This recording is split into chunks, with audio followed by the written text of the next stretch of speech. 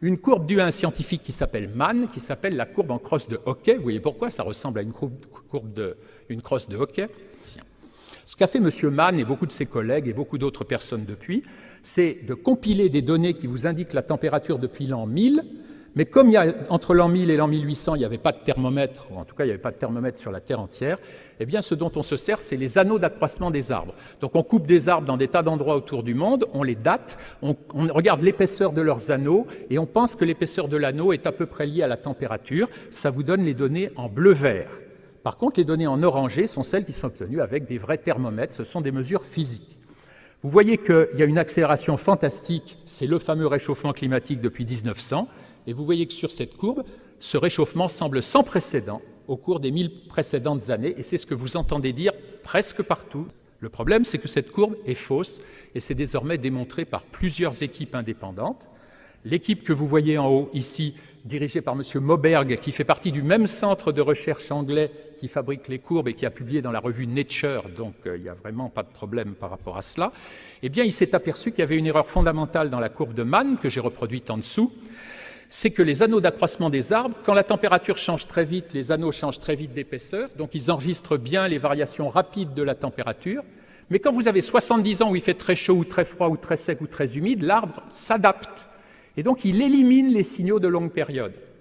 En revanche, ces signaux de longue période, de longue durée, ils sont très bien enregistrés dans les sédiments par des isotopes, aux isotopes de l'oxygène qui sont sensibles à la température.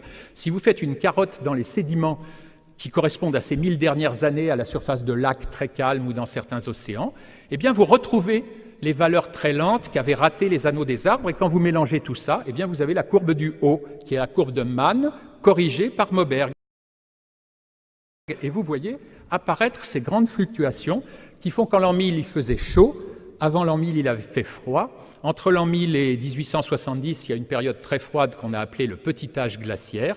Et vous voyez notre réchauffement actuel qui est incontestable, mais qui n'a plus du tout la même amplitude. Il est un peu plus fort, semble-t-il, dans cette courbe que les températures de l'an 1000, mais pas si différent que ça. Et pour ceux d'entre vous, il y en a beaucoup ici sans doute qui le connaissent, c'est l'immense travail historique depuis 40 ans du professeur Leroy-Ladurie qui a regardé le prix de la vigne, les dates des récoltes, le prix du blé, et qui, grâce à ces indicateurs indirects de la productivité agricole, a reconstitué le climat de l'Europe et a trouvé en effet qu'un optimum climatique avait existé au Moyen-Âge et qu'il y avait eu un petit âge glaciaire et que nous étions en train de sortir de ce petit âge glaciaire. Donc oui, nous nous réchauffons, oui, nous sortons d'un petit âge glaciaire, mais tiens, est-ce que la température actuelle est si différente que cela de la température d'il y a 1000 ans?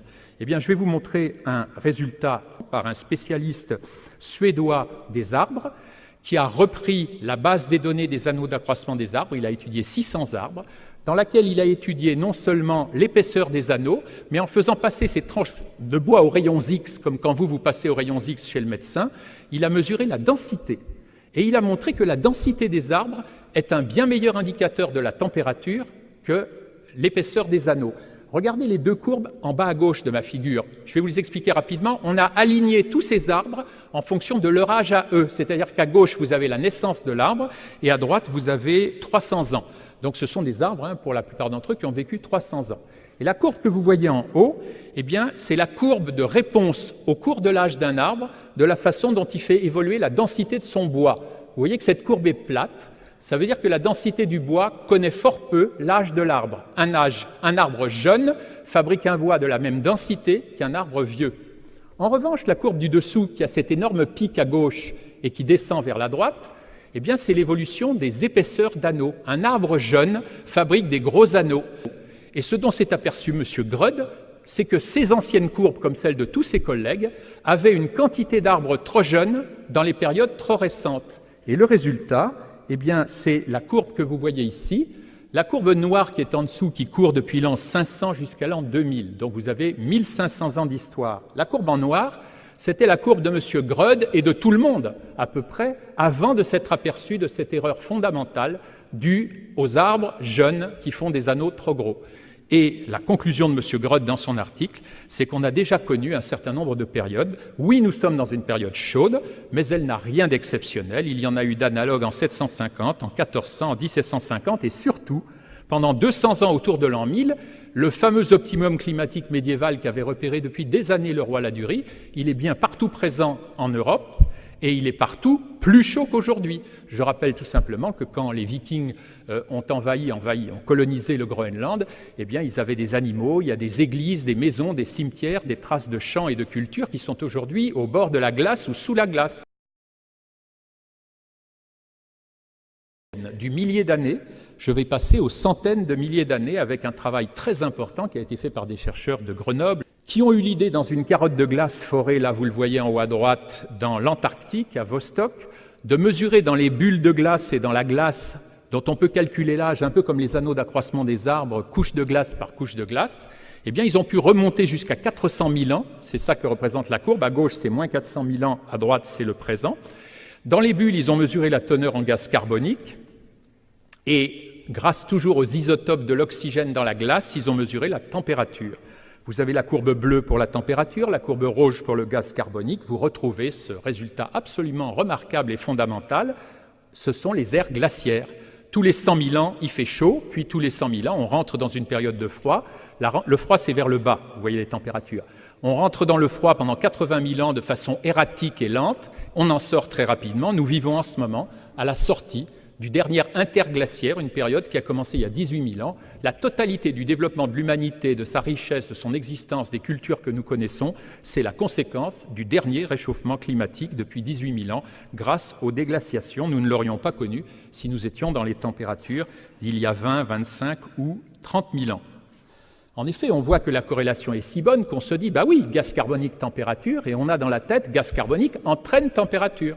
Le problème, c'est que ces courbes, à l'origine, n'étaient pas connues assez précisément pour qu'on sache si elles s'étaient produites en même temps ou si l'une était avant l'autre, c'est-à-dire si l'une était la cause de l'autre.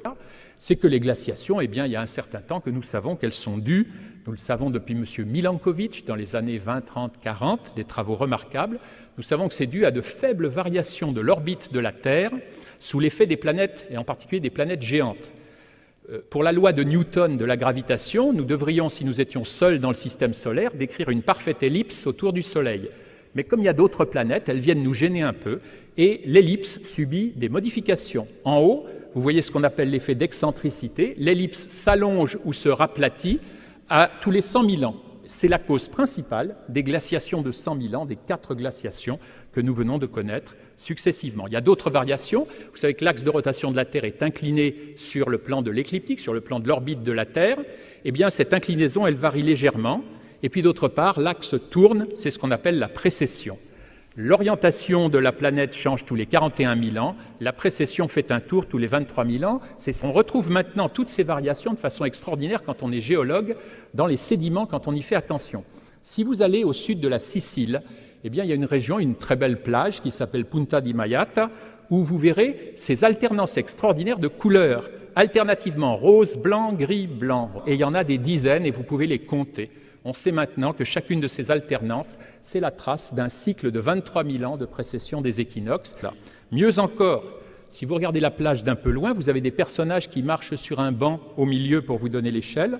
Vous voyez des dizaines de ces alternances, mais vous voyez surtout se découper sur le fond de la mer des petits ressauts de falaises blanches. Eh bien, qu'est-ce que c'est ça? C'est tout simplement des maximums de la densité du carbonate de calcium qui a été modulé par les variations de 100 000 ans et de 400 000 ans. Donc vous voyez l'histoire des variations de l'orbite de la Terre sur un tel affleurement géologique. Et des travaux beaucoup plus fins que les travaux d'origine sur ces carottes de glace de l'Antarctique ont finalement montré, eh bien, c'est la courbe du CO2 qui suit de quelques siècles à quelques milliers d'années la courbe de température. Il n'y a plus de doute, dans les carottes de glace de Vostok, les augmentations et les baisses de la concentration de l'atmosphère en gaz carbonique sont la conséquence des variations de température et non pas leur cause.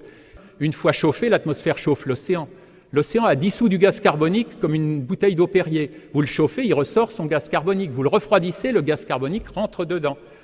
Avec la courbe de Mann, désormais fausse, avec cette courbe-là, désormais de causalité inversée, les deux arguments clés des 20 premiers ans des rapports du GIEC, qui sont quand même la température du globe, même si vous le verrez, il y a d'autres choses, eh bien, ils sont tous les deux tombés.